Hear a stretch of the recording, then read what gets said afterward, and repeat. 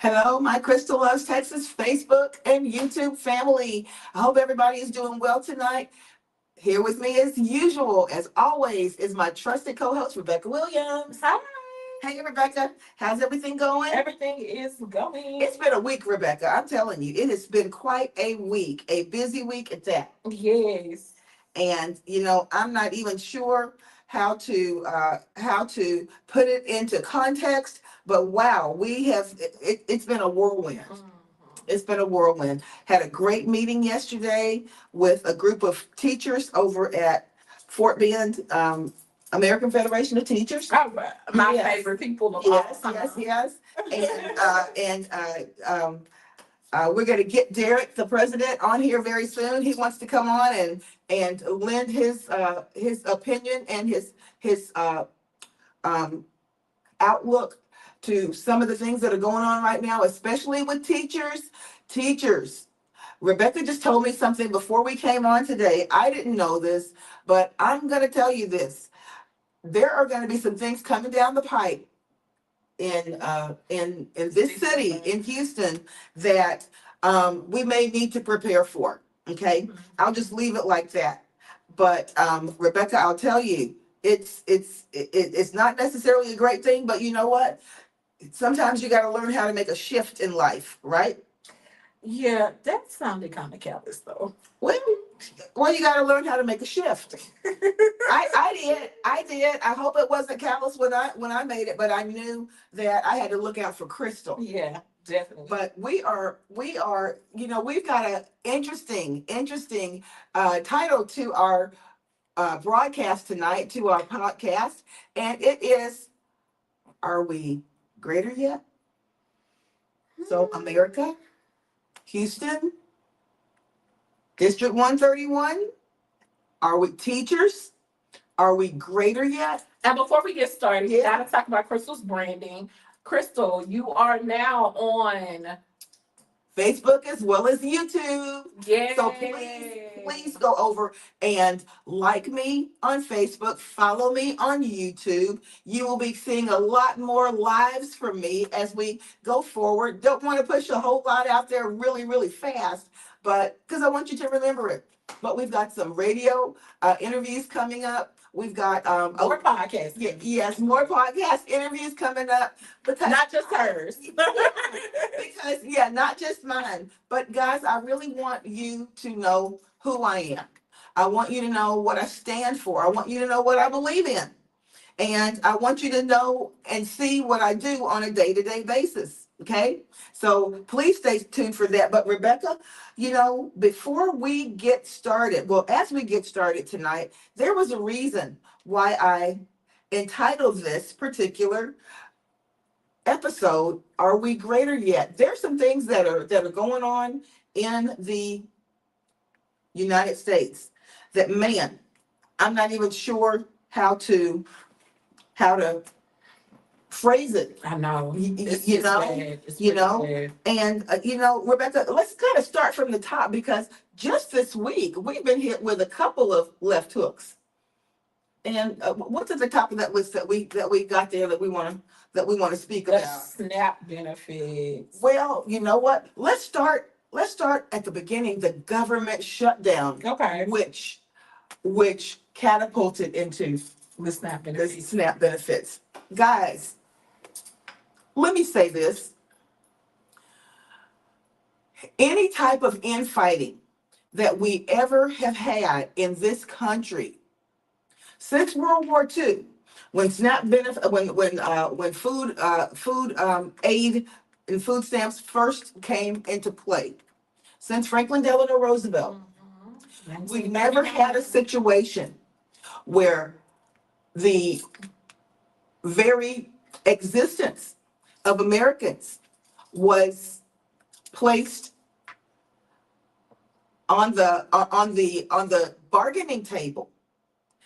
When you remove SNAP benefits, when SNAP benefits are taken away, that means babies don't eat, they don't have Right. formula, they don't have cereal, they don't have milk, they don't have everything. Little kids, they don't have the things that they need to take their lunches to school if they take their lunches to school. What is mom gonna cook when she gets home, from work?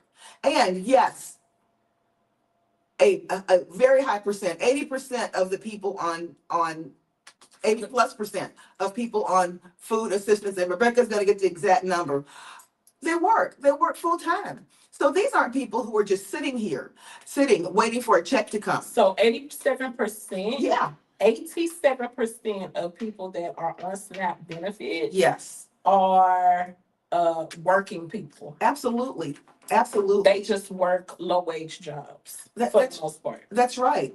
And a lot of times, we've had situations whereby it's been touted to people that education is not important.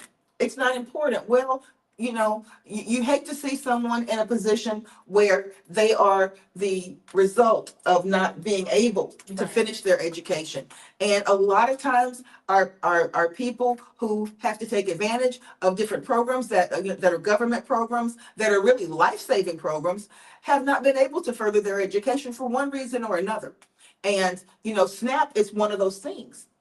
So, Rebecca, I think if I am correct, is it tomorrow, which is November 1st, Which is November. November 1st, SNAP benefits will run out. So food pantries. Wait. Yes. There has been a revelation, A new development. a new development within the last 4 hours. And what is that? And the new development is 2 of Trump's appointed judges has stopped the Trump administration for stopping food stamps. Yay, we got it. That's an audible clap.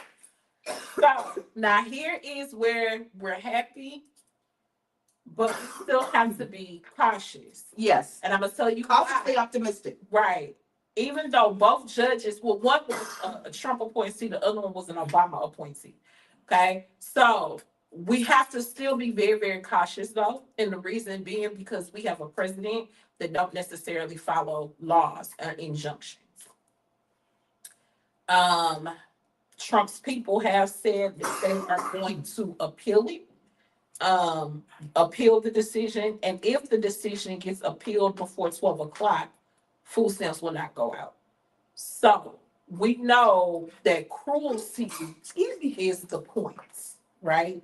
We know that cruelty is the point. And the thing about it is, when you decide to be cruel, you're not cruel with Russia. Right. You're not cruel with North Korea. Right. You're cruel to your own people, many of whom voted for you. Right. Many of whom could be your grandchildren or great-grandchildren. Imagine a grandchild of yours, Mr. President, not being able to eat and crying relentlessly because they're hungry. And I appreciate that sentiment that you gave out to him. What's that? The sentiment that you just gave out, Which you know, put yourself in somebody else's shoes. What if this was your grandchild? Yeah. The point is, none of that matters to him. Okay? None of that matters to him. But I'll say this, Rebecca. We're not dealing with a person who has compassion or empathy for other But the thing about it is, let me tell you what I've seen a little bit of a crack in within the last 24 hours. I've seen some actual senators on the opposite side of the aisle say, you know what, this is not right. We got to figure this out. We've got to figure this out. There's got to be something that is done so that people eat. Even though there may not be compassion coming from the top, all of those senators, all of those Congress people, they've got grandchildren. They do. But to appeal to Trump's morality and his greater sense of community, he doesn't have that. Yeah. So, that's like speaking to this wall right here. You're right. He's not going to respond to that. He doesn't care. Yes. Compassion and empathy has missed him Yes. 30,000 miles ago. Absolutely. You're right. So, and I think that's where we are in leadership as a nation, right? You're right. I heard a absolutely journalist right. say never in the 200 plus years, almost 250 years that America has been a country, Right. has a president starved, His own people. intentionally starved. And let me use this word intentionally, right? Yeah. Because The government has the money Right. to distribute the funds for SNAP. Or they can be reallocated from something else. Right. Yes. But no, they have a discretionary Right. fund Right. for that. They don't Absolutely. have to pull the money from anywhere else. They Right. have the money. Right. He wants tax breaks, and mind you, he's doing this for two reasons. He wants tax breaks for multimillionaires and billionaires. And he's doing everything he can do to distract from the Epstein files. Let's Yeah. just be real clear about what his motivation is. Right. So even if that means people starve, even if that means that people go without, Right. even if that means that people are in line, and I get that people are trying to appeal to his sense of empathy and all of that, I think but it's gone he beyond. does not have it. But the thing about it is, Rebecca, you are absolutely right. And I think it's gone beyond that. I think people realize exactly the type of two-headed monster we're dealing with. Right. Okay. No pun intended, the Right. kind of two-headed monster that we're dealing with. And they've decided, and for it to come to this, for people to grow a pair and say, absolutely not, we're not going to let this manifest. Right. When I was driving over here today, ladies and gentlemen, I started thinking about something, and I remember when I was 15 years old, 16 years old, and Rebecca, I was, contemplating in a couple of years going away to college and thinking about what I wanted to do. And I remember when I went to Miss Texas for the first time, Rebecca, and the interviewer asked me, I think it was Bob Eubanks from the Newlywed Game. He said, Is he still living? no, he's dead. Okay. But God rest his soul. But he said, what are your plans? And I said, I want to be a state legislator. Aw. Yes, I did. And, never thinking that I would see a time in history when when to be in that position was such a really vital place to be, because it could literally mean the difference between life and death. Now, we've got a situation here in Texas where we've got someone who is ready, willing, and able Right. to follow suit exactly behind what's being done. Right. And you know what? You can't tell me for a minute now. We saw all of these food pantries, Rebecca, gear up. And they had to pull out all the stops and be open for the last 72 hours, trying to get in donations and trying to get in things so that they can feed people. Right. We saw them scrambling. If food pantries have it, then our reserves have it here in Texas. It's Yes. like I said, the cruelty is the point. Yeah. Okay, that's what it is. I don't get my way, so I'm gonna do everything in my power to get my way, even if that means taking your basic Necessities. human what's the Subsistence. Yeah, substance in order Sustenance. to survive. Yeah. Right, which is food. And what broke my heart this week with the American people, and I know you look at the glass half full, Crystal. Yeah, I try to. But what broke my I try to. heart this past week, I expect Trump's idiocy to reign supreme. That's just who he is. This is the same person he's been for 79 years. He ain't changing. Okay. But what broke my heart, and which I'm not surprised by, I was surprised about the people who were making fun of the people that was less fortunate. All up and down my Facebook, all up and down. And I'm not talking about my personal timeline, just looking at videos and stuff like that. You gotta tell me what was being said. People were celebrating other people not getting food. It was a group of men, specifically, that were celebrating women not being able to feed their children because they were talking about, now, where's all of this Miss Independent stuff now? You're kidding. Where's this Miss All Independent stuff now? Fellas, they getting ready to be nice in these streets now because they can't feed their children. Government they took their main source away. So fellas, they gonna be nice now. I bet you now when they say you smile, they'll smile because they gonna want that. Just But that's not and that's Well, you there know, wasn't isolated videos. It was other people yeah. saying, well, where's October's food stamps? Like, you don't work, you don't do anything. So where's October? So, well, I'm glad the government is taking their food stamps away because they're taking away from hardworking people. Well, It was just a here's- lot of here's the thing, Rebecca, and I work every day. right. You work every day. We're teachers. We probably have some of the hardest jobs out there. And you know what? I'm going to say this. I have the mothers of some of my students who come in, and some of them have been widows, and they're young mothers. Right. Okay. Some of them, in particular, one of them has been a widow since she was 29 years old. Mhm. And she is working two jobs and still trying to be the good mom that gets home and tries to do homework with the kids, who does things with them on weekends, who allows them to try to be in extracurricular activities and show them the right direction to go in as a mother. My mother was a widow at 36 years old. Right. And my mother never remarried. Thank God that she had the type of job where she was able to sustain us without the assistance of anyone.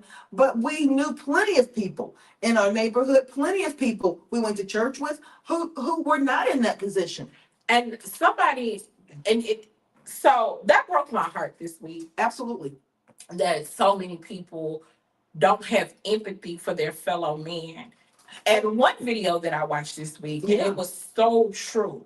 One woman said that if you are not a millionaire, Yeah. and not just a 1 millionaire, 2 millionaire, Right. if you're not a multi-millionaire or billionaire, everybody is one check away from being homeless. That's right. One check away from not having food. Yeah. Nobody, and I don't care how much, unless you're a multi-millionaire or billionaire, you are literally one check away or One or two. checks away from being out on the street, from being homeless, from not having, right? So we need to exercise compassion because you never know what somebody is going through. And you know what? Here's the thing. People don't realize how quickly things can happen, Rebecca. And one check away from not being able to sustain yourself could be a car accident. Yeah. One check away could be a catastrophic illness. One check away Could be a natural could be disaster. a natural disaster. And you never imagine yourself in someone's shoes until you're walking in someone's shoes. So all that we're saying on that note, ladies and gentlemen, is that it is if people are calling being woke, being compassionate, and being your brother's keeper, and being someone who can be turned to in the event of an emergency, then woke is probably a very good thing. Yeah. But it just broke my heart the level of non-compassion Right. that people had for people who are struggling. And I agreed with another video that I saw. People don't need to explain to you their financial situation. Right. Everybody deserves to eat. Yes. Like, food is not a luxury. Right. That is something that you have to have in order to survive. That's sustenance. Right. That's So sustenance. I don't care I don't care if people are drug addicted. I don't care if people are on alcoholism. I don't care what people's situations are. Food is not a luxury. Just like I feel like healthcare is not a luxury. These are not privileges. You know what, Rebecca? I'm gonna circle back around to this, because when you and I worked together at a middle school that was a part of the largest school district in Texas, over in East Houston, every Thursday we had a food bank. Rebecca and I worked the food bank, and parents would line up around the school, and wait for that food bank to open. And we had a little store that our student council, shout out to Mr. Daniel Santos, Yes. and Mr. Stephen Deutsch, our student council and our wraparound specialist partnered with the Houston Food Bank and other entities around Houston, and those people were able to come over every Thursday and get groceries. Many of those people were newcomers, and many of those people had this started during COVID. Right. Many of those people had a disastrous situation and had lost jobs during COVID. But nothing made me feel better. Nothing made me feel better than to be able to stop those people's baskets. They came with their own little baskets and carts, and they got groceries. And And even the ones that didn't have baskets, I know personally, I went and found bags. yeah, we found bags, we found boxes, because some people, and there were no pre-qualifications. Some people just showed up, and you could tell these people really appreciated it, and they really, really needed it. Yeah. And I was glad to be able to do it. Rebecca had some pictures of me scooping rice out of the rice box or bean out of the bean box and handing out canned goods. But to be able, what a good feeling it is to be able to actually help someone and know that a meal is going to be on the table at night. When can we lose our humanity? Like, I just, Yeah. when do we lose our humanity? Like, how is it that we are literally sitting debating about people eating? Like, how did we get Well, here? let me tell you how we got here. And we can kind of talk about this point. We may agree, we may disagree on it, but I believe we got here when we got a figurehead that made us feel confident and okay in our darker side, and being able to show our darker side, the darker side of humanity. The darker side of humanity is jealousy. Darker side of humanity is contempt. The darker side of humanity is selfishness. And when we got someone 8 years ago, right? Yeah. At the very top, who was filled with these things and who said, I can't wait till I have a chance to take revenge on people. And this is coming from the top. And he literally said he hated one half of America. I mean, he said that with strongly and passionately. He said there is a segment of people that I hate, Democrats and liberals. I hate them. And if I can punish them to the point they're suffering, I'll gladly do it. And you know what? That is the recipe for the downfall of a nation. That's a recipe, especially when you have half of your nation that fit squarely into that category. That's the recipe for a downfall of a nation. And, I hope that Americans on some level at this place that we've come to right now can see and understand that to have a country that even has that on their brain right now, not being able to eat tomorrow, November 1st, because their president would withhold food from them, is a place that I think that none of our presidents who are surviving, even any of the ones who have died within the last 10 years, would ever feel that No we were at that place. president Yeah. since the SNAP benefits became available. No president ever. And we've had some racist presidents. Yeah. And they still fed people. Right. Because food is not up for debate. It is not up for debate. It's not up for discussion. Food is what people need for their daily survival. That's not up for debate. And guys, here's the thing. I don't know if enough people realize this. And I think about this all the time. I think about it all the time, Rebecca. But we live in a nation. We live in a world, a global society now, that someone who is in North Korea, someone who is in South Korea, someone in China, someone in Russia, someone in the UK could be watching us right now. Meaning that people are watching America in a position where it looks like there's the stability is not there, like it could be falling apart. And don't think for 1 minute that these people who have always loathed American values, American people, would jump at the opportunity to be able to come in and pounce on a situation when it's at its most vulnerable. Yeah. I just that I had to bring that up because that was just super disturbing to Right. me. It was just really, really, really disturbing to me that we have a segment of people, and we even had some politicians to co-sign the not compassion. Well, and here's the thing, ladies and gentlemen. Sometimes I was reluctant. I used to be reluctant to say this, but I think that it's a time such as this that we've got to be extremely verbal and extremely vocal about what is our passion and what is our heart and what we truly believe to be true and correct. And that is, we've got a country whereby it will never, ever, ever be like it was 20 years ago, Right. 50 years ago, 75 years ago, 100, 150 years ago. That's not the nature of time. Time goes forward. Time does not go backwards. And instead of loathing what this country is and what it's becoming because of the face of the country, instead of loathing this, why are we not embracing everything about this country that could make it truly the most powerful, diverse, economically free country in the world?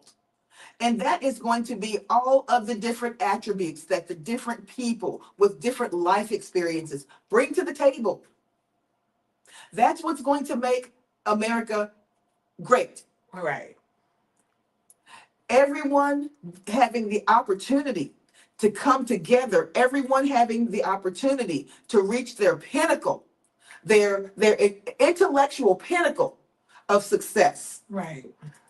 Thereby creating opportunities for others, thereby creating a stronger economy, creating new entrepreneurs, new millionaires and billionaires, to have new ones that come on the horizon. That does not take anything away But I think from the ones who were established. It doesn't. I think a lot of Americans, and we have to, like you said, we have to be honest with ourselves in a lot of situations. Yes, I think a lot of Americans feel that it's a zero-sum game. I understand. So if I have and you have, your half is going to take away from my half. But the thing about it is, Rebecca, that is not mathematically correct. That is not. But I don't care. That's the thing. Well, and the I thing, don't. I see what I know where you're getting at because we've had this discussion. absolutely. But the mentality is I don't care. I don't want you to have it. If I have it, there's no reason you should have it. So So you would rather expend all of your energy on keeping me from having what I am struggling and building to get, other than going forward in what you are doing to make what you have greater. yes. This I do believe. Let me tell you what I do believe. That's the simple answer. Yes. And you know what? Thank God that we have young brains that are coming along that do not buy into that theory at all.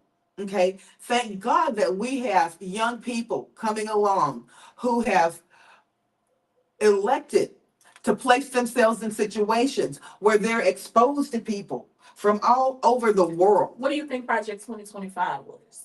Well, Project 2025 was a plan to keep people from having. That's in the plan. Mhm. To keep people from having.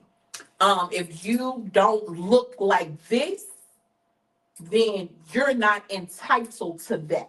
but Rebecca, Whatever that here's- is. but here's the thing. History will show you, and physics will show you that you cannot stop. If you jump in front of a moving train, what's going to happen to you? It'll run Not over the train. It'll run over you. No, it will annihilate you. Right. I don't care though. if I can put a pause, if I can stop, if I can throw my body on the line to keep you from having it, God dog it, that ain't what I want to say, but God dog it, that's exactly what I'm going to do. Well, you know what? And that's what's happening in America, and that's why America is in the position that it's in. But you know what? I think it's come to a point like this. I think a lot of people who 2 years ago, before we were in this situation, who thought that this would be a great thing, that this particular situation that we're in now would be a great thing. It has completely turned over on them.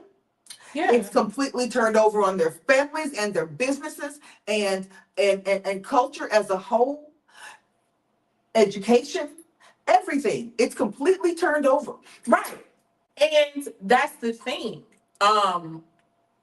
Because we don't live in a homogenized society, Right. A lot of the things that once happened in America would affect one group and would not affect the other one. But it's affecting everyone. But now it's affecting everyone, and I think that's where the shock factor comes in. Right. Because this You're was seeing not the faces. That's right. right. This People is imagine not the faces to look a right. different way. Right. Yeah. This was not supposed to happen to me. Right. This was not supposed to be, a thing that has happened to me. This was supposed to happen to somebody else.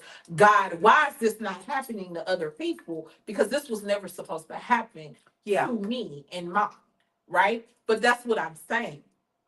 And you still have people who are in positions of power. You still have people who are in Right. positions of extreme wealth who still feel like this is a zero-sum game. You can't argue with that fact. You can't dispute that fact because they're putting it on display every single day.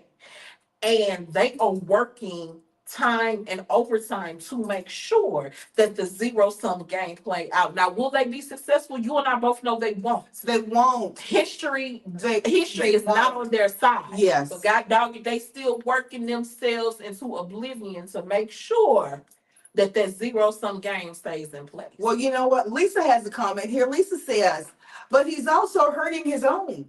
But you know what? The thing about a sociopath, okay? When someone is a sociopath, they cannot feel the hurt and the pain of others.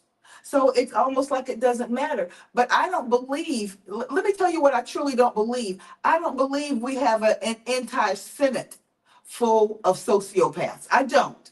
But I do believe we have a Senate that is, I never imagined I would say this, but it's filled with cowards. Okay. Because here's the thing, if they would stand up in the right numbers against this, that train could not move forward. And here's the problem with that. Because again, we're still talking about this zero-sum game. Right. Those seats, and you and I talk about it all the time, and I guess you could never understand it. And I keep telling you, Crystal, you can't understand it because you don't have a power dynamic problem, right? Okay. And what I mean by that is power doesn't mean anything to you. If you're not doing power, if you don't have, Crystal is the type of person. I do what I do because for my heart right, tells for me to other do people. that. Yeah. You'll use your power, whatever power you have, to enrich other people's lives. That's you. That's what the good book says. Right. That's what the Right. good book says. And, Yeah. and I'm saying that as because Crystal is just this type of person. She's going to use whatever power, she's going to use whatever privilege she has to make other people's lives better. That's Crystal all day long, But you have a group of people that don't see power and privilege like that.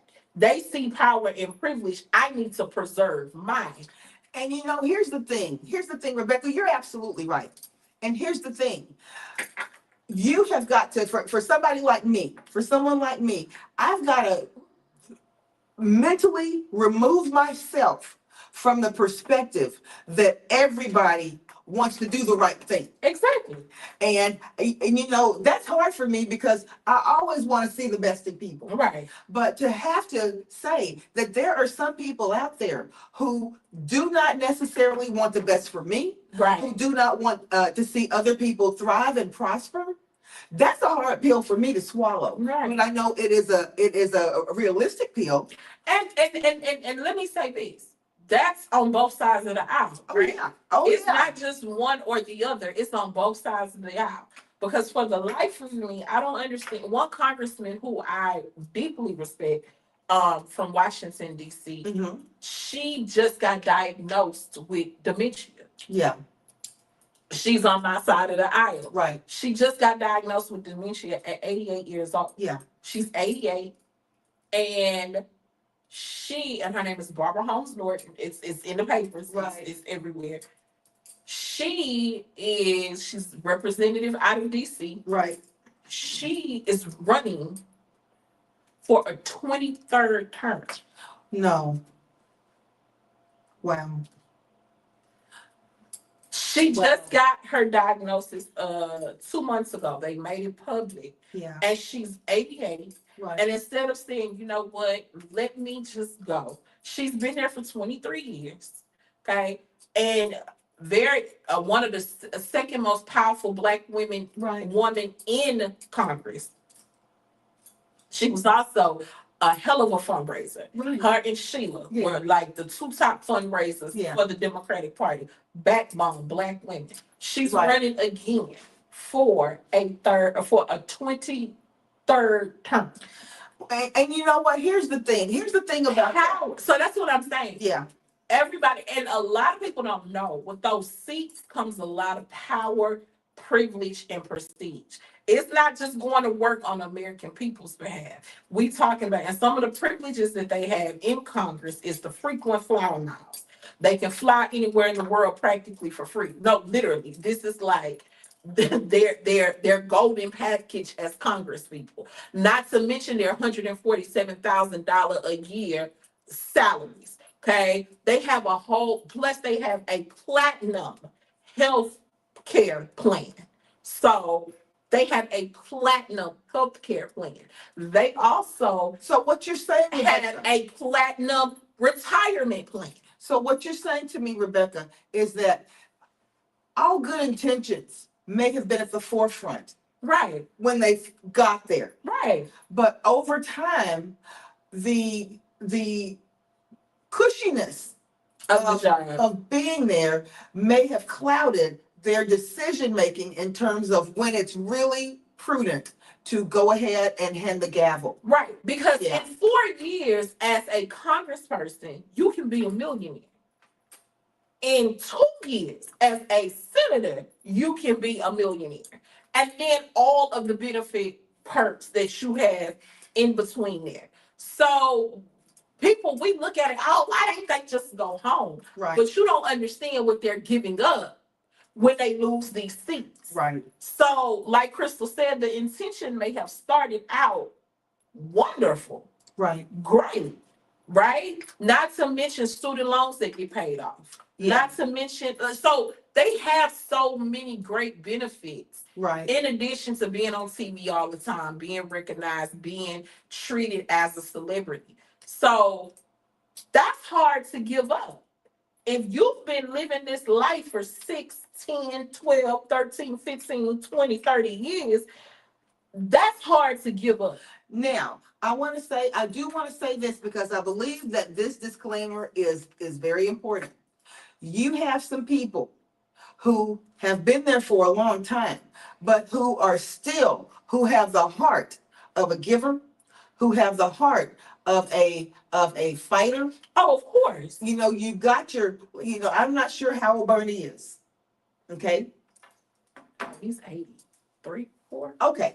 I mean, but you've got people who still want to get out there in the trenches and do what is important to do. Now let me say you gotta give people their No. What I was trying to explain is why a lot of senators and congressmen have a hard time giving up those seats, right? Yeah. Even when they're too quote unquote old to do the job. Right. Even with Nancy Pelosi.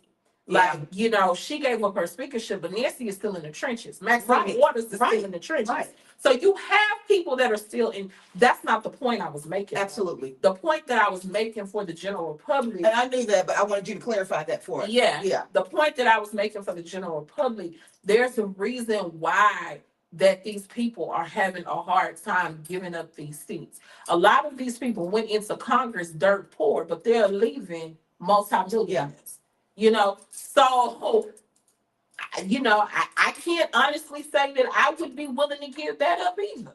Yeah. You're well, no, I'm gonna tell you something because you know, when I decided to run for state representative, I told Rebecca this, and you know, maybe this isn't the most prudent thing to share, but I'm gonna share it, and because it's me and it's true. I said, Rebecca, when I win this seat, when you gotta speak things into existence, when I win this seat, I am going to represent the people that I came to represent to the best of my ability. And if there is anything that goes against what my own morals and my own convictions are within me, I can't go against that. Right. So that means it's time for me to pass the baton. That may be 10 years, that may be 2 years. Right. You know, but I look at it like this: if that's the case, then God has something else for me. Right. And I have no problem with that. That is absolutely fine. I'm not a career politician. Never wanted to be a career politician. I wanted to be someone who made a difference. Right. But this is the way that I know that I can be most effective right now, and especially with education on the chopping block. Exactly. Especially with education on the chopping block. But like I said, the reason I was giving that out is because I know a lot of people out in the public, if you're not in the political world or familiar with the political world, you don't understand why things work the way they do. Yeah. This is why people have a hard time giving up their positions, is because with those responsibilities comes power, prestige, and influence. And it's just what it is, right? Let's talk about this for a minute, Rebecca, because this is something else. We haven't really turned this corner yet, but this is something else that's on the chopping block, and that is the Affordable Health Care Act. Mm-hmm. And again, I believe the quote has been 40 million people will lose access to health care. Can you imagine having to go into an emergency room when you are so sick, that you can't even stand anymore, and having to, at that point, go into an emergency room and sit maybe 6, 7, 10 hours to be seen by an emergency room physician, and then maybe because there is not enough money to be able to perform a procedure that you may need or use, being given pain medicine to basically go home and die. Yeah. Yeah. Yeah. The ability to have now this I know is the case. Every other civilized nation in this world has universal health care. Okay? And universal health care is something,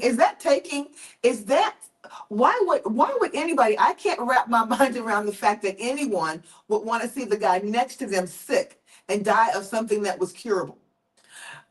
To see a woman over here who is unable to have children, not to be able to get the procedures that she needs, maybe a simple procedure to allow her to do that. What would make my heart jump and beat at someone else's misery like that? And I don't get it. We're talking about cruelty being the point, right? So y'all president just said he's bringing medical debt back. And he wants medical debt, and he's already signed this executive order. He has signed it back in February. So what does that mean? Medical debt. Well, the Biden administration, for people who love to say Biden didn't do nothing for people. Yeah. The Biden administration, and it started under Obama, but Biden cleared it. Right. altogether. So the Biden administration basically said, and that was one of the first piece of legislations that he signed, Right. said that your medical debt should not affect credit. Why? Right. Because people were in debt behind medical bills. Right. Uh, you're talking about $100,000, $200,000, $400,000. And if it affects your credit, you can't necessarily get a job that's the type of job that you need to get to be able to pay that medical bill. Right. So, so he says, you know what? We don't even want the Credit reporting agencies. we don't even want the credit reporting agencies reporting your medical. We don't even want it on the credit report Right. at all. So that was one big help, and it was a relief to millions of Americans because they were going in crushing debt Yeah. behind heart surgeries, knee surgery, even basic operations. Right. Delivering babies and was costing. And the thing about it is, Rebecca, also what it did under those administrations, it brought the procedures that were the life-saving procedures down to a rate where when it was negotiated, a reasonable rate, it was negotiated. So it wasn't a procedure or an operation that cost $100,000 on the table. Right. When it's really a $20,000 operation. And let's go back to the ACA, which is the Affordable Health Care, which better known as Obamacare. Yeah. So the Affordable Care. Okay. President Obama had done several interviews on why healthcare was his main priority. He said himself, 3 or 4 days before his mom passed away in the hospital, you know what she was doing? Instead of spending time, her last days with her children, instead of bonding with her grandchildren and her daughter-in-law and son-in-law, Right. you know what she was doing? She was on the phone arguing with insurance companies. Right. And he said, because him and Michelle are lawyers, Right. they threatening lawsuits on the Right. phone Right. 3 or 4 days before his mother passed away. He never got to tell his mother goodbye properly because him and his wife were arguing with insurance companies Right. about what they will not pay for and what they would pay for. And arguing about future care because they thought she had a little bit longer than what she did. Right. Arguing about, And that probably stressed her out to the point where she just kind of gave up. exactly. Yeah. So it was personal for him because he had experienced that with him and Michelle being and they were well off. Right. Still at this particular time of his mother dying. Right. They were very well off. And they were still arguing Yeah. with insurance companies. And they were still going to war with insurance companies. But you know what? It's not, a point of pride. It should be a point of pride to be able to at least have an investigative council to look in to see exactly how these countries with universal health care are able to maneuver it. Because, Rebecca, I know that a lot of it has to do with preventative care.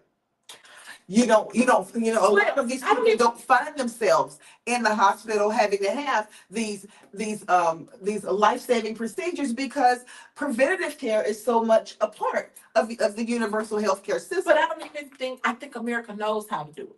Because you can't tell me that countries like China and Japan and Vietnam, you can't tell me countries like that can do free healthcare. And the United States, who's supposed to be the superpower of the world, can't get it right. No, the United States is in everybody's back pocket. You have the pharmaceutical companies making a killing. You have the insurance companies, my God. That's what they're making a killing on healthcare. Right. You have all of these people that's making, and I'm not by no means a conspiracy theorist, but you have all of these people that's making top dollar off of people being sick. Right. So it's not, and we all know that we live in a country that exacerbates corporate greed. This is just where we live. So no, why? And now the debt collectors are back in the game because at first they were out completely. Right. Well, Trump has eroded that because evil is the point. Right. Right. So now the debt collectors are back in the game. So you had debt collectors making big time money off of people. You had the insurance companies making big time money. You got the pharmaceutical companies Right. making, and the hospitals and the doctors and the nurses were only seeing partial amounts of the They were money. getting the little scraps. They're getting the scraps. So that's, again, it's the cruelty and the greed that's the point. Now, Rebecca, you know what? We're coming to where we are close to being out of time, but you got to speak to this because you've experienced this in your own family. The next lifeline that's being hit through this administration at this point in time is Medicaid. Yeah. Yeah. Medicaid helps those people who may have illnesses and sicknesses that aren't covered, who may not be able to afford insurance or who need supplemental insurance. Right. In the worst way, people with disabilities, little kids, the most vulnerable people. Okay, senior adults who have disabling conditions that need that supplemental, that's being taken. So what are we actually trying to do? Again, y'all gonna hear me say this throughout. The cruelty is the point, right? And it's sad that these are the times that we're living in. So again, Trump is only looking out for two groups of people: the multimillionaires and the billionaires. Right. So you have to ask yourself. Candace was here a few weeks ago. Yeah. And she said something. And she'll be back. And Yeah. she said something that was so poignant. Follow the money. Right. Anytime Trump is trying to defund something or stop something, somebody else is getting the top dollar for whatever he's defunding. So let's go back. For the SNAP benefits, who was making the money for the SNAP benefits? Right. Who was benefiting from SNAP benefits that was being cut? Right. The millionaires and billionaires. Absolutely. Right? Absolutely.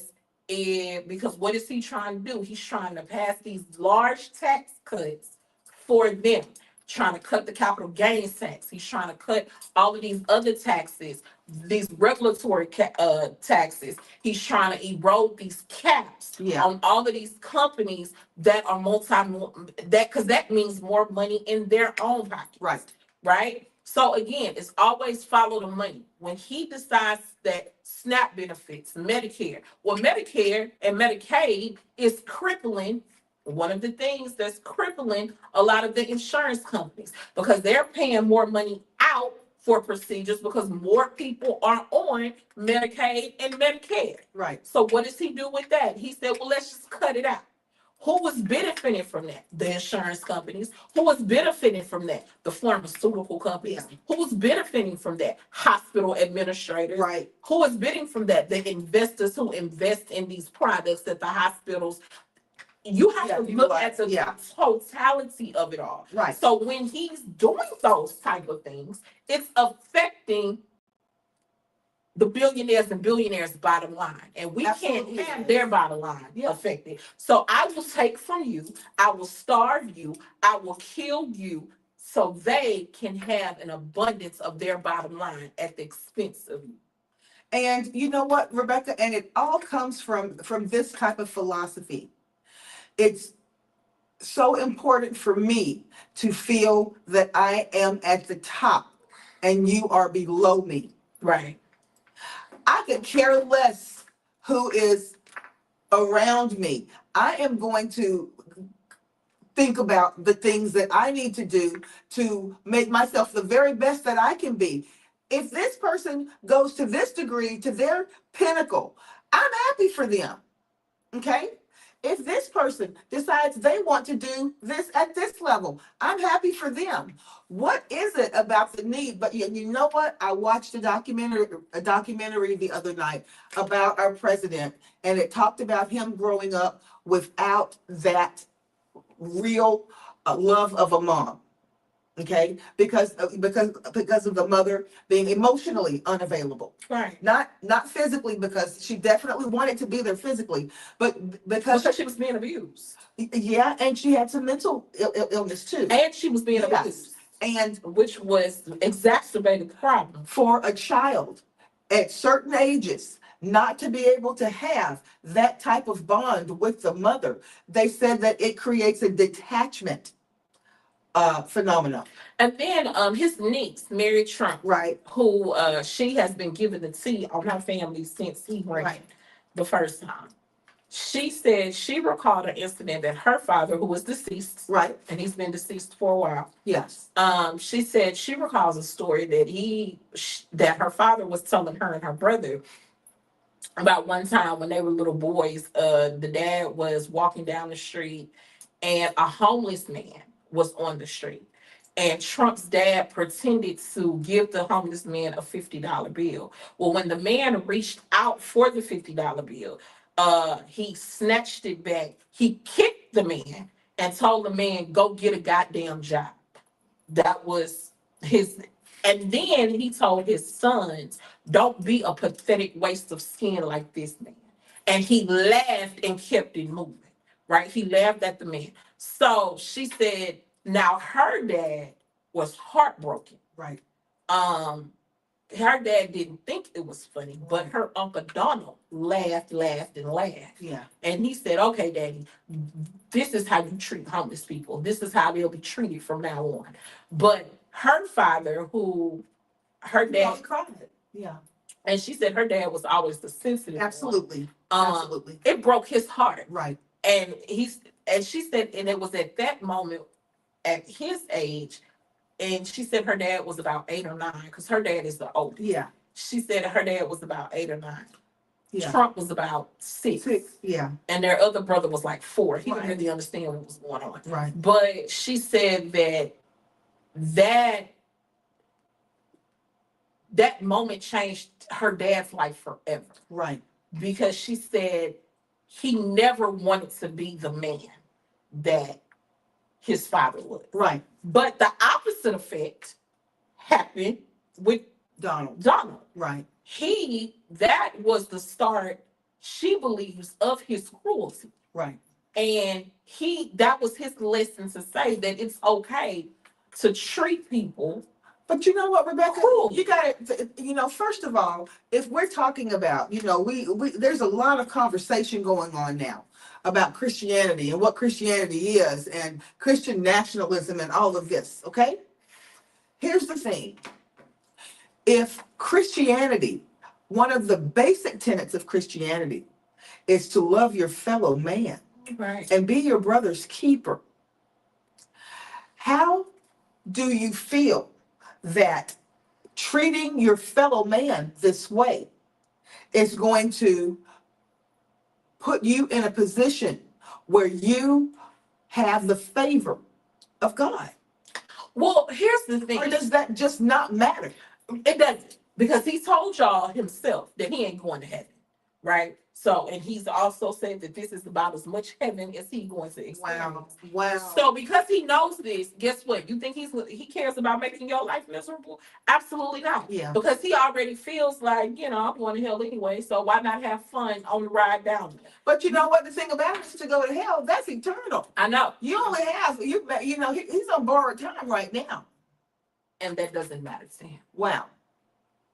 Because And that's profound. That's when profound. you know that you are not going to see the gates of heaven, Right. you don't care about how you treat people. But does everyone around you also not want to see the gates of heaven? Or are they so enamored with trying to make you happy? Let me tell you, I want to tell you this. My mother told me this a long time ago. We talk about this all the time, Rebecca. She said, if there is ever a job or a situation that you're in that makes you feel as though that you are losing your sense of well-being or sense of self or sense of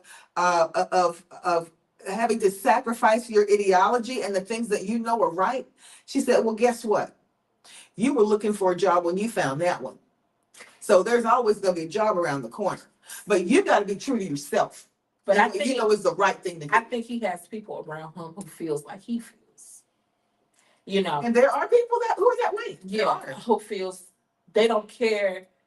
My dad has this saying that he got from one of his insurance clients. His insurance clients. That's why I know a little bit about insurance because my dad was an agent for 29 years.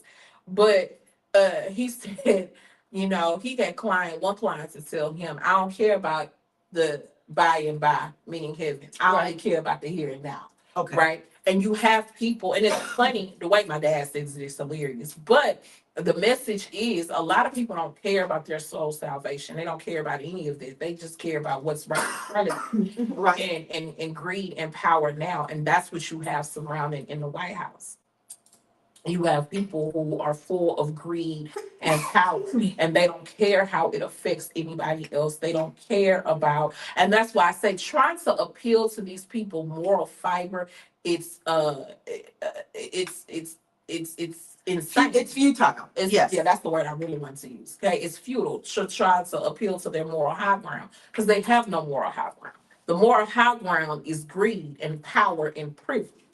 And as long as I can hold on to that, then bump your compassion and your empathy. Do you not know that these the people look at empathy, especially on that side of that, As a weakness. as a weakness, I know that. a moral failing? Yeah. I don't think people hear what I'm saying. Right.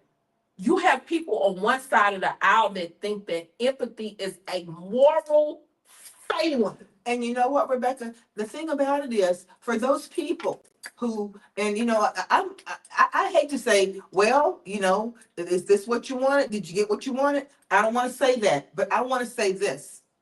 This pattern has been a pattern for years. It didn't just happen Right. with the election into the presidency. Think about the casinos. I'll never forget the day that I watched Good Morning America. And in Atlantic City, the workers going up to the door of that Trump casino Mm-hmm. in Atlantic City, and they were shaking the door, and they were talking about renovations that were being done, or some building that was being done on that, and the contractors not being paid, and the people couldn't get in to go to work. No one said a word. Right. They just locked the building. No one got back paid. People were stiffed. No one. It didn't matter if people's families ate. It didn't matter that people were on the end cycle of receiving their paycheck. That door was closed, no letter sent out, no apology, no nothing.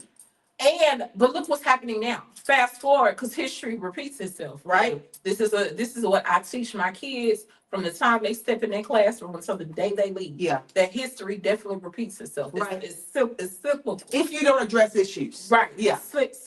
Cyclical. There we go. Couldn't get it out. Okay. Now, what's happening now with the government shutdown? Yeah. The government has shut down, and now he's saying that none of these people, from the air traffic controllers on down, That's none right. of these people are going to get back pay. These people are going to work for free. Oh, he said that the people must work for free. Well, you know what? And people are calling the bluff on that. Right. People The are saying military, absolutely. The Yeah. military, all of these Yeah. soldiers and stuff like that, these people are going to work for free. And Because I said so. right. And he said there will not be any back pay. Right? So you have air traffic controllers, you have TSA, and not just them. You have other government officials, federal government workers who are without checks right now, trying to figure out how they're going to pay their mortgage. Oh, and Crystal, a lot of them have already confessed they got paid today, and it was $0 on their paychecks. And you know what? People need to start posting those. People need to start posting those. That is a cruel SOB. I hate to say that. I don't like to use swear words, but that's a cruel excuse for a human to do that. So I'm not just telling you that. I'm showing you that I can send you a paycheck with zero on it. I wish that I implore someone out there who got a check like that to post that. People to post that online. I want to see that. And they've gotten checks. Yeah. And it's 000. Like, why? But again, this is where we are, right? Yeah. This is where, and I personally try to warn people. Like, I cried the day that, and this was the first time I ever cried over an election. I was pissed the first time Trump won. The second time I shared tears She did. when Trump won. And a lot of people thought I was being dramatic. But I'm a history teacher. Yeah. I study history. And I knew, and I told people, I said that Trump is going to do things to this country that none of us have never seen and experienced. And I don't think that people understand the gravity of what's to come. Everybody thought I was crazy. Everybody thought I was overreacting. Everybody thought I was bitter because Kamala didn't win. But I knew this was coming, Right. because I knew Trump's track record. I knew that everything, and then the things that he would say when he was campaigning, like, I'm going to seek revenge. Yeah. I'm going after my people. Like, I'm going after the people who got me. I'm going to make sure that everybody pays for the hell I've been through since I left office. Right. I knew that none of people's best interest was going to be at heart. Right. And that was another thing throughout. I'm going to make the Democrats pay. Instead of worrying about the issues at hand in this country, there's so many things that need to be addressed. There are so many ways. Imagine the effort that has been spent on trying to make people hurt and trying to go back and hurt people that could have been filtered in a productive way. Think about how much money and energy that people have been given jobs to try to produce trials and different kinds of things to try to hurt the enemies. Think about how much American taxpayer money that is going to take to do that. Yeah, you know, he has, like I said, Trump has gone far and beyond. He's gone far and beyond to make people's lives miserable. And he's literally staying up to 2, 3, 4 o'clock in the morning with figuring out ways to make people's lives. He is having valid crash out. I'm not saying valid crash outs because that's stupid. But he's literally crashing out on what. Do you not know, once the judge handed out their verdict on the SNAP benefits, he's already said we're getting ready to appeal it. He didn't even think, wait a minute, did I go too far? No. He was like, we got to get the appeal in before 12 o'clock so they don't get the benefits. I just want people to understand what we're dealing with, right? We are dealing with a man who, as cruel as he can be, this is what he's doing. And everybody is demanding these Epstein files. Right. We found out today, breaking news, that it's worse than what people had imagined. Absolutely. And people are relentless. Now people really want to know. Now the people who actually supported him, who have seen the repercussions of how he really feels about Americans, just regular Americans. You know, they stood behind, how must that feel to know that you stood behind someone and you believed that they had your best interest at heart and you defended them. And then now your benefits are cut off. Now your health care is in jeopardy of being cut off. Now your child's Medicaid, your child who may be autistic, who gets Medicaid, it's going to be cut off. Also, you can't pay your mortgage. For the Affordable Care Act. Do you not, the subsidies, I think the subsidies expire tomorrow too. Mm-hmm. Yeah.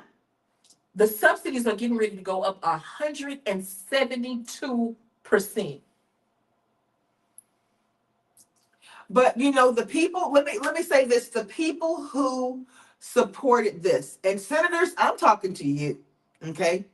The people who stood behind this and let this happen, I hope that it feels Make sure that you're feeling good right now because you're writing your own ticket out. Mhm. You're writing your own ticket out. And the thing about it is, with it being such an obvious positioning of not caring about people, it's going to be very, very, very difficult for people who believe like you do to get back in there once you're gone. But you are writing that ticket. You know, we've had a history in this country of having differences of opinion Right. and being able to come together and sit at a table and work those out and being the strongest nation in the world. We've had a history of that.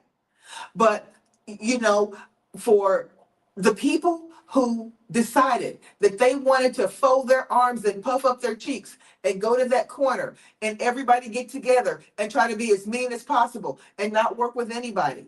Well, you know, the chickens are coming home to roost. What can I say? Yeah. I mean, it's we're. I've just never seen no shit. I'm sorry, Crystal, but I've just never seen no shit like this in all the days of my life, right? But I knew this was coming down the pike. I knew what was coming down the pike because I knew the commander in chief's history, Right. right? I knew what was coming down the pike because there's certain people who never need to see power, Right. and he's one of them, right? I knew what was getting ready to take place. Absolutely. And it's unfortunate and I hate it to be right.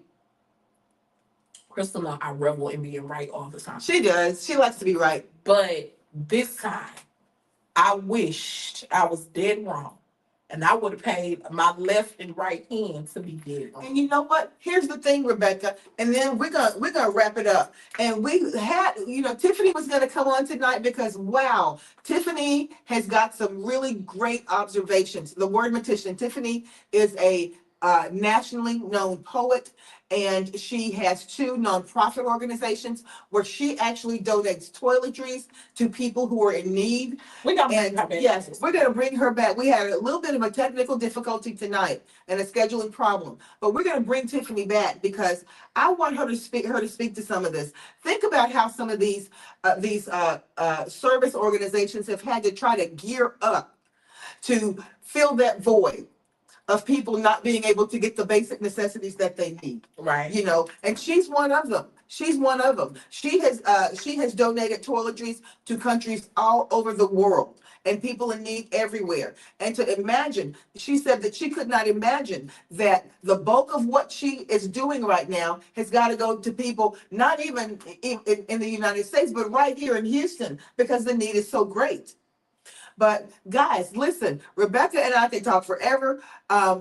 Next week, we have a guest that's coming on from over in the Southeast Houston district that I will be representing in District 131 area, who's going to talk about some of the things that are plaguing those people over there. I'm not going to tell anybody what I can do. You need to come in here and tell me what you need done.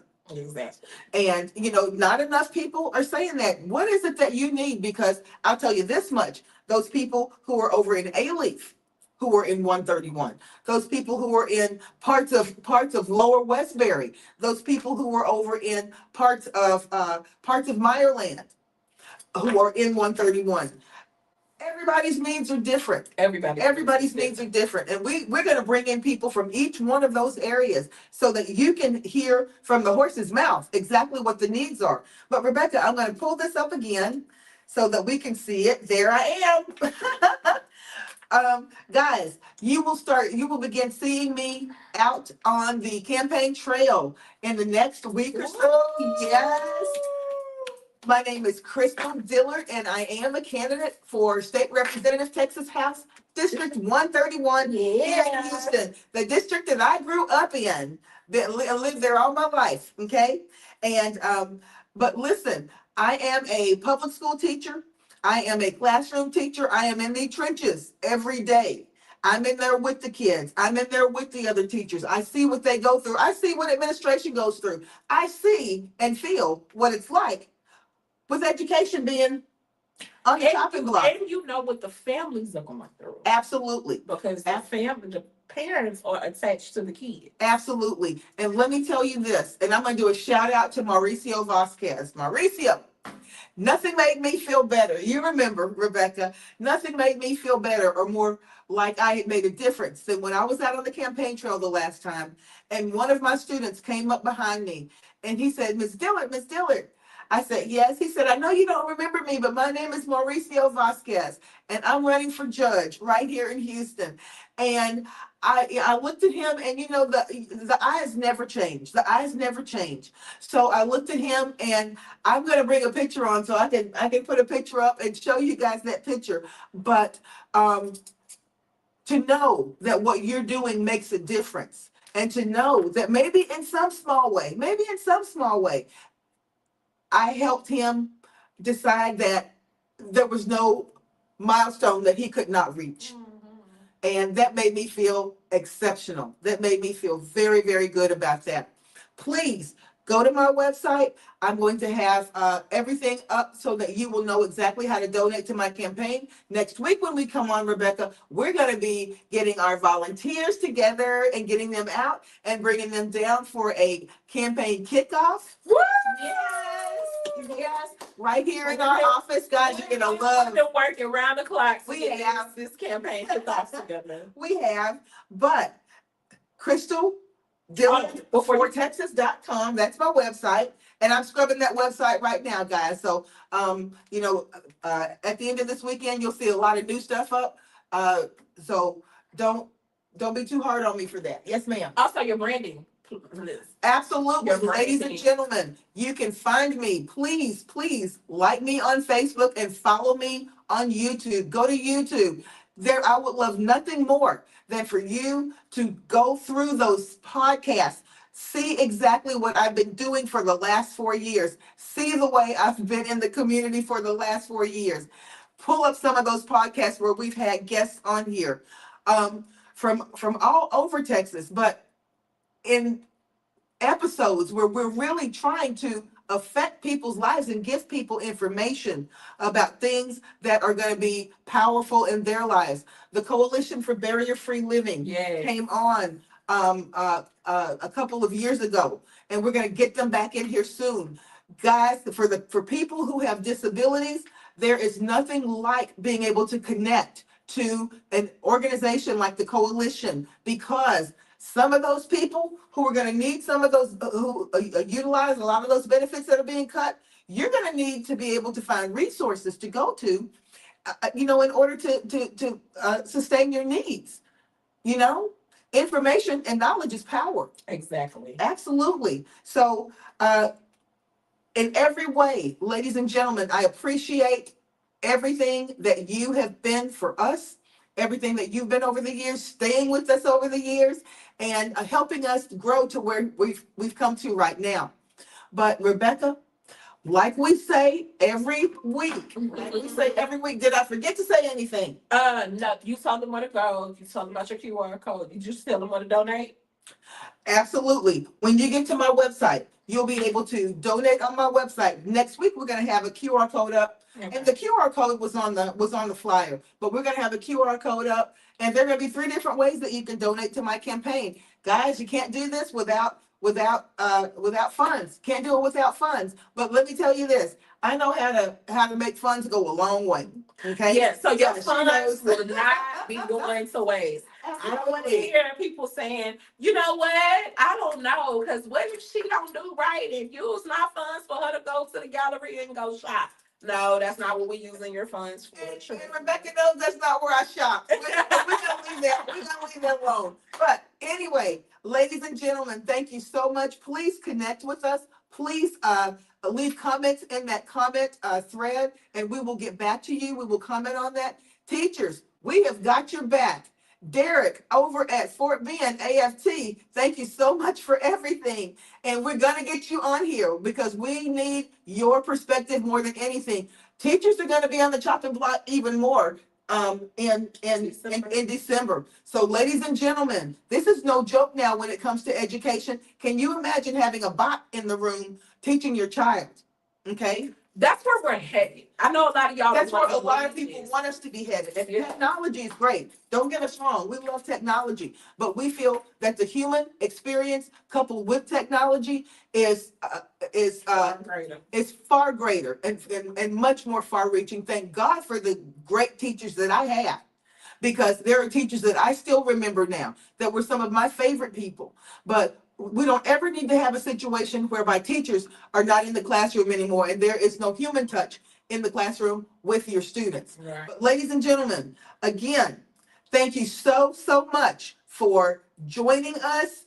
We will be back next week. And I'm going to be doing some. Rebecca tells me I need to do some live drops every day. So wherever I am, I'm going to be out. I'm going to be talking to you from wherever I am. It may be somewhere out on 131. Who knows? And she's also gonna Yes. tell you what a state representative does, so you guys will not have to keep asking her questions about, well, what are you, I don't, because I don't want to hear nothing about your traffic ticket. Like I empathize, right? I do empathize, but she can't do nothing about your traffic ticket. Okay, that's a county issue, not a state issue. May be able to do something in conjunction with the county and the city about the roads. Right. But not the ticket. But ladies and gentlemen, thank you so much for everything. And Rebecca, like we say every week, We can do it. See you.